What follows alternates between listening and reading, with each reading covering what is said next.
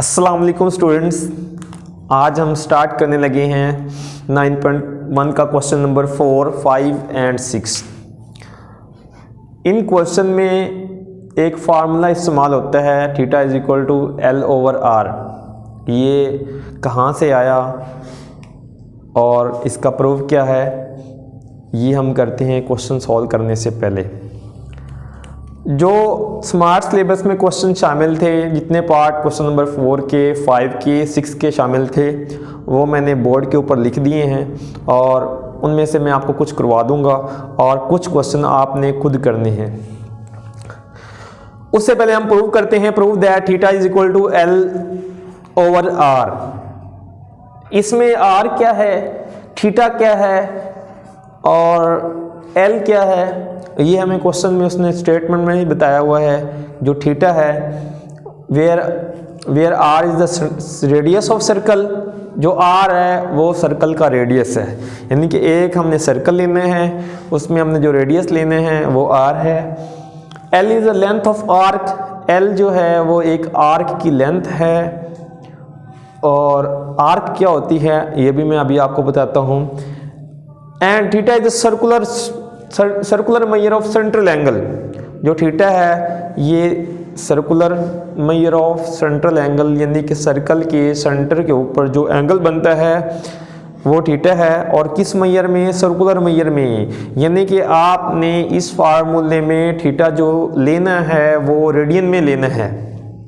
हमारे पास एंगल को मेजर करने के दो सिस्टम हमने पढ़े थे, लेकिन इस फार्मूले में उसमें स्टेटमेंट में क्लियर बता रहा है कि जो थीटा लेना है आपने रेडियन में लेना है, सर्कुलर मेजर में लेना है। तो आए इसका प्रूव करते हैं जी।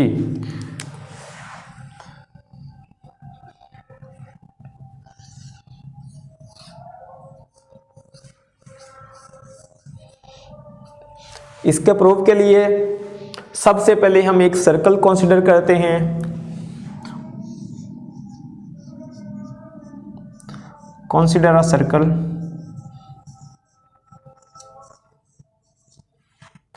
With centre O, with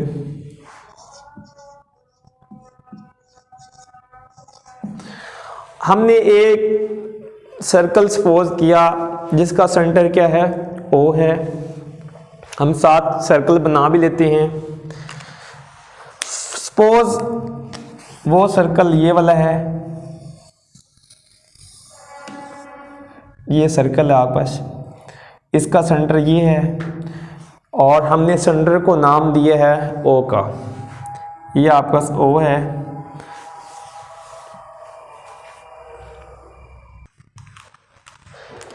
consider a circle with centre O and radius R। जो इसका रेडियस है वो हम R लेते हैं क्योंकि उसने दिया हुआ है एंड रेडियस R। ये एक सर्कल है जिसका सेंटर O है और रेडियस R है। ये इस सर्कल का क्या है, रेडियस है और ये सेंटर है, ये वाला। हम सपोज ये नाम रख लेते हैं, ये आपके पास कितना है, A है। ये आपको उसने बताया हुआ है कि सर्कल का जो रेडियस है वो O है। अच्छा,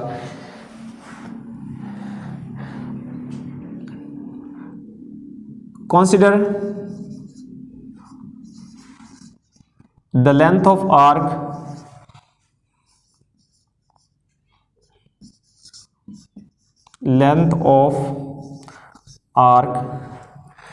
AB is equal to L।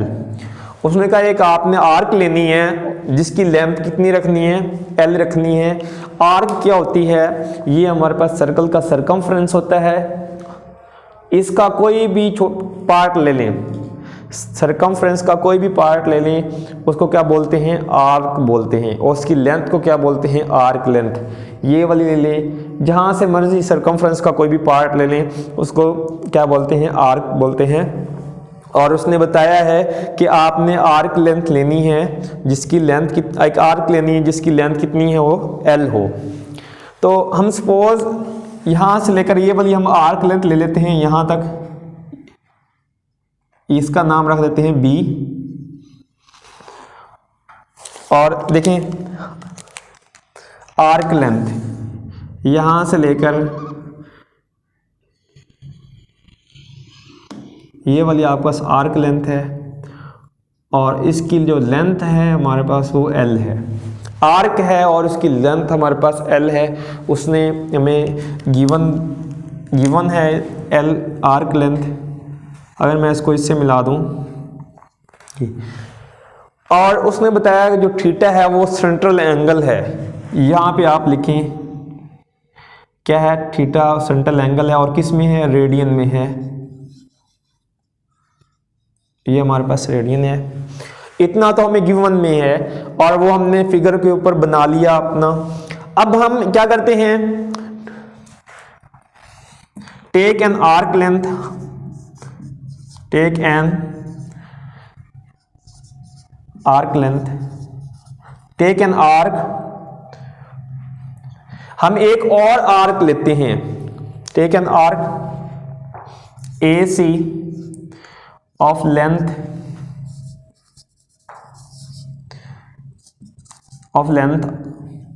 Is equal to R. हम एक और आर्क लेते हैं ए सी, यानी कि यहां से देखें, सपोज ये ए है, ये एक आर्क ली है हमने, एक और आर्क ली है, और जिसकी लेंथ कितनी है, आर्क के इक्वल है। ये इसकी लेंथ हमारे पास आर के इक्वल है। इस रेडियस को मैं अगर ऊपर लिख दूं तो आपने डेफिनेशन पढ़ी है कि एक ऐसी आर्क जिसकी लेंथ रेडियस की लेंथ के इक्वल हो, वो जो सेंटर पे एंगल बनाएगी उसकी जो मेजर होगी वो 1 रेडियन होगी।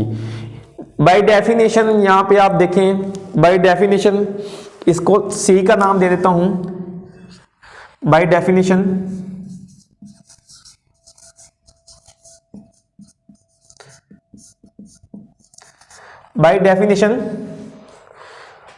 मेजर एंगल, ये हमारे पास angle A O C, major angle A O C is equal to क्या आ जाएगा, 1 रेडियन। ये आपने डेफिनेशन पढ़ी है कि अगर लेंथ की आर्क की लेंथ रेडियस की लेंथ के इक्वल हो तो जो सेंट्रल पे एंगल बनेगा वो 1 रेडियन बनेगा। तो मैंने लिखा है by definition measure angle A O C is equal to 1 radian. और ये वाला जो आपका एंगल कौन सा है, बी ओ ए या ए ओ बी, जहां पे आपका एंगल बनता है उसको हम सेंटर में लिखते हैं। हमारे पास इधर अगर आप लिखना चाहते हैं इधर नीचे ही लिख लेते हैं हम, एंड मेजर एंगल, ये एंगल का साइन है, measure angle B O A is equal to theta radian. ये थीटा रेडियन के इक्वल है, और उसने ये जो गिवन दिया हुआ है, ये थीटा जो सेंटर पे एंगल बनता है वो थीटा बनता है। इतना डाटा हमने लिख लिया। अब देखें, इसके बाद हमने बेसिक ज्योमेट्री, एक एलिमेंट्री ज्योमेट्री है वो हमने यूज करनी है। वो ज्योमेट्री क्या कहती है, वो ज्योमेट्री ये है, अगर आप इस आर्क लेंथ को, इस आर्क की लेंथ को इस आर्क की लेंथ पे डिवाइड करें, जो आंसर आएगा वो इक्वल होगा, किसके इक्वल होगा, इस एंगल को इस एंगल के ऊपर डिवाइड करेंगे, इन दोनों की रेशियोज आपस में क्या होंगी, इक्वल होंगी। यहां पे क्या एंगल है, 1 रेडियन। हमने एक एलिमेंट्री ज्योमेट्री इस्तेमाल करनी है कि आर्क की जो रेशो है इन दोनों को डिवाइड करें, रेशो वो किसके इक्वल होगी, जो इन एंगल की रेशो होगी वो उसके इक्वल होगी। आप बाय एलिमेंट्री ज्योमेट्री यहां पे लिखें,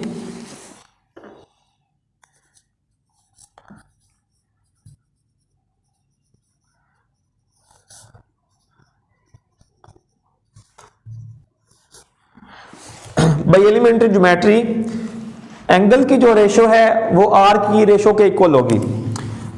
major angle B O A divided by ये वाला एंगल मेजर एंगल कौन सा, A O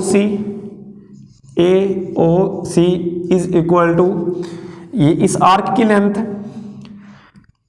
major arc A B A या ए बी या ए बी ए जो मर्जी ले लें, लेंथ है जहां जिस साइड से मर्जी आप मेजर करें। और ये वाली डिवाइडेड बाई ये वाली आर्क, मेजर आर्क कौन सी, ए सी। ये ऊपर आर्क का साइन है, आप आर्क का साइन लगाते जाना। ये हमारे पास है एलिमेंट्री ज्योमेट्री, ये कहती है आप इस एंगल को, इस दोनों एंगल की रेशियोज को अगर इक्वल, इस दोनों एंगल की रेशियो निकालें और आर्क लेंथ की रेशियो निकालें, वो आपस में क्या होंगी, इक्वल होंगी। और भी एक एलिमेंट्री ज्योमेट्री कहती है कि इसको किसी और तरीके से भी हम प्रूव कर सकते हैं, लेकिन आप ये जो आपकी बुक में दिया हुआ है जो मेथड, उसको आप ज़हन में रखें। हम एरिया का भी यूज़ कर सकते हैं कि इस सेक्टर का एरिया और इस सेक्टर का एरिया को, इस सेक्टर के एरिया की और इस सेक्टर के एरिया की रेशियो लें और इस लेंथ की, इस आर्क की और इस आर्क की लेंथ की रेशियो लें, वो भी इक्वल होती हैं। लेकिन हम क्या करते हैं, एंगल की रेशियो लेते हैं और आर्क की रेशियो लेती हैं, वो इक्वल होती हैं आपस में। यहाँ पे हम वैल्यू सब्स्टिट्यूट कर देंगे। Major angle B O C, major angle B O A theta radian के इक्वल है, ये आपके पास आ जाएगा theta radian. And major angle A O C ये आपका सब 1 रेडियन के इक्वल है, is equal to B A, length of arc B A arc की लेंथ कितनी है, एल है, और ए सी आर्क, ये ए सी आर्क है, इसकी लेंथ कितनी है, आर। यहां से आपके पास फार्मूला आ गया theta is equal to L over R, ये आपके पास प्रूव हो गया। ठीक है, अब हम क्वेश्चन करने लगे हैं। क्वेश्चन नंबर 4, उसका पार्ट एक ही शामिल है आपका स्मार्ट सिलेबस में। वो कहता है कि फाइंड थीटा की वैल्यू फाइंड करें। L is equal to 1.5 centimetre and R is equal to 2.5 centimetre. और याद रहे, आपने जब भी ये फार्मूला यूज करना है, इसमें आपने थीटा को रेडियन में यूज करना है, और एल और आर दोनों लेंथ हैं, और इसमें आपने इन दोनों के यूनिट सेम रखने हैं। तो पहला क्वेश्चन नंबर 4 का पहला पार्ट एक ही शामिल है, वो मैं आपको करवा देता हूं। उसके बाद क्वेश्चन नंबर 5 में से एक पार्ट करवा दूंगा, और 6 आप में खुद ही करना है। अभी देखें क्वेश्चन नंबर 4 का जो आपका पार्ट नंबर 1 है, मैं इधर इसका सॉल्यूशन लिखता हूं।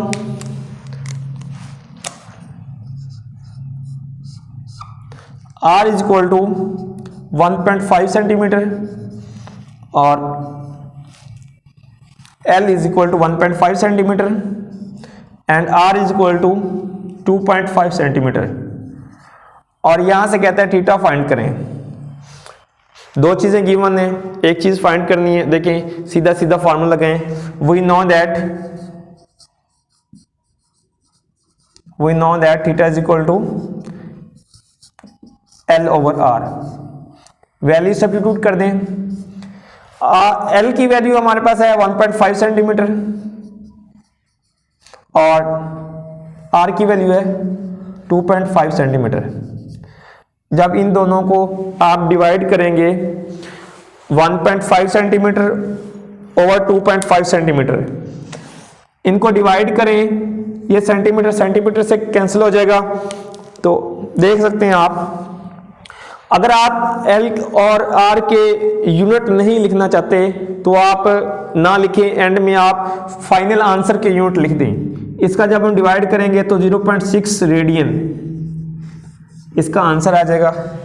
Theta is equal to 0.6 radian, क्योंकि जो थीटा है इस फार्मूले में वो हम रेडियन में इस्तेमाल करते हैं, तो ये फाइनल आंसर आ गया। अच्छा, अब मैं कराने लगा हूं क्वेश्चन नंबर 5 का पहला पार्ट, तो आप कर लेंगे। सीधा सीधा है, हमें थीटा गिवन है रेडियन में, तो कन्वर्ट करने की जरूरत ही नहीं, क्योंकि हमने फार्मूले में थीटा को रेडियन में यूज करना है। तो रेडियन में ऑलरेडी गिवन है।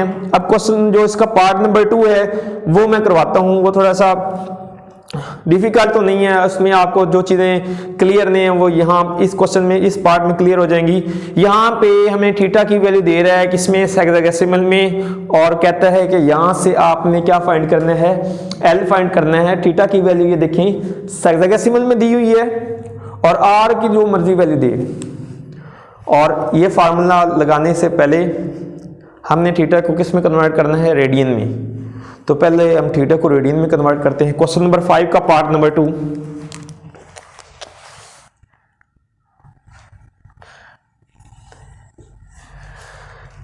Question number 5 part number 2।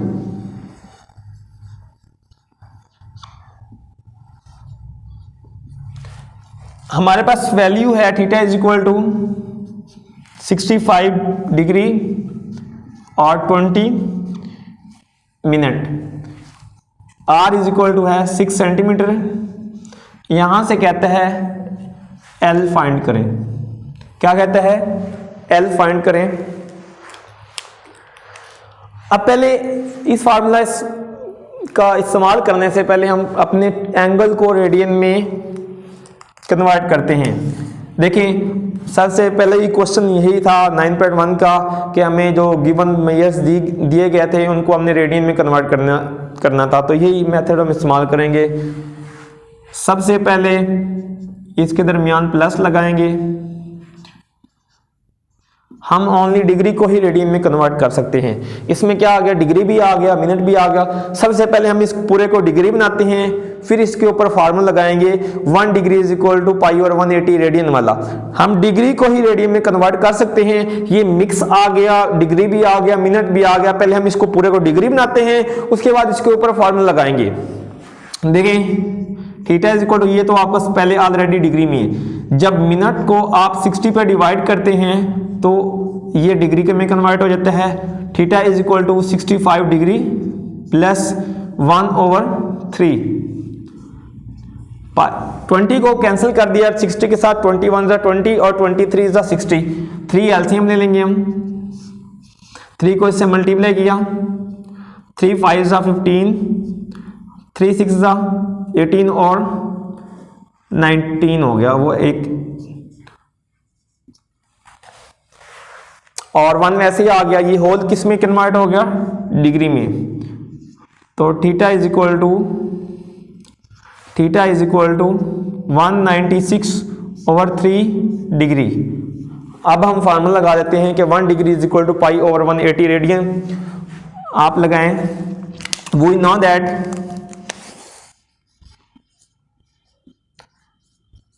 That theta is 1 degree is equal to pi over 180 radian. हम इसको रेडियन में कन्वर्ट करते हैं। कितने डिग्री को रेडियन में कन्वर्ट करना है, इतने डिग्री को, तो इतने के साथ बोथ साइड मल्टीप्लाई करते हैं। 196/3 के साथ मल्टीप्लाई किया, इधर मल्टीप्लाई किया 196/3 के साथ। डिग्री तो ऑलरेडी है, हमने ओनली मल्टीप्लाई करना है। पाई ओवर 180 मल्टीप्लाई बाई 190/3, ये रेडियन में कन्वर्ट हो गया। और ये आपको पता है किसके इक्वल है, थीटा के इक्वल है। Theta is equal to 196 over, ये से 196 पाई से मल्टीप्लाई होगा तो 196 पाई, इसको इससे मल्टीप्लाई करें तो 540 आ जाएगा रेडियन। थीटा की वैल्यू आ गई रेडियन में। अब हम फार्मूला लगा देते हैं L is equal to R theta. देखें फार्मूला कोई भी, अब जब भी आपने कोई फार्मूला लगाना है उससे पहले आपने लाजमी लिखना है वी नो दैट। फार्मूला लगाने से पहले ये लाजमी लिखना चाहिए we know that theta is equal to L over R. ये हमने फार्मूला पढ़ा था, theta is equal to L over R, लेकिन हमने L फाइंड करना है। तो यहां से L इज इक्वल टू क्या आ जाएगा, implies that L is equal to R theta. Value substitute कर दें, L is equal to R की वैल्यू हमारे पास है 6, ये 6 आ गई 6, और थीटा की वैल्यू ये आप एज इट इज लगा दें 196 पाई ओवर 540, ठीक है। रेडियन लिखें या ना लिखें कोई फ़र्क नहीं पड़ता, अगर अंडरस्टूड है यहाँ पे थीटा जो है रेडियन में है। जब इसको मल्टीप्लाई करेंगे और पाई की वैल्यू आपने कैलकुलेटर से ही लगानी है, 3.14 लगाएंगे तो फिर भी ठीक हो जाता है, लेकिन कैलकुलेटर में पाई की वैल्यू लगाने के लिए एक ऑप्शन होता है, वो आप यूज़ कर सकते हैं। और एग्जैक्ट वैल्यू लेने के लिए आप पाई का जो कैलकुलेटर में पाई की वैल्यू वही आप इस्तेमाल करें। जब इसको इससे मल्टीप्लाई करेंगे तो L इज इक्वल टू आ जाएगा 20.52 सेंटीमीटर, क्योंकि L और R के यूनिट सेम होते हैं, R के सेंटीमीटर हैं तो L के भी क्या होंगे, सेंटीमीटर होंगे। ये हमारा पास फाइनल आंसर आ गया। अब आपने क्वेश्चन नंबर 6 एक की पार्ट शामिल है, थीटा आपका रेडियन में गिवन है, L की वैल्यू है, यहाँ से आपने क्या फाइंड करना है, R, और ये आप खुद कर लेंगे उम्मीद है, क्योंकि मैंने आपको सब कुछ करवा दिया है। इसका फार्मूले को कैसे यूज़ करना है तो ये आपने खुद कर लेना है। आज के लिए इतना ही काफ़ी। ओके, अल्लाह हाफिज़।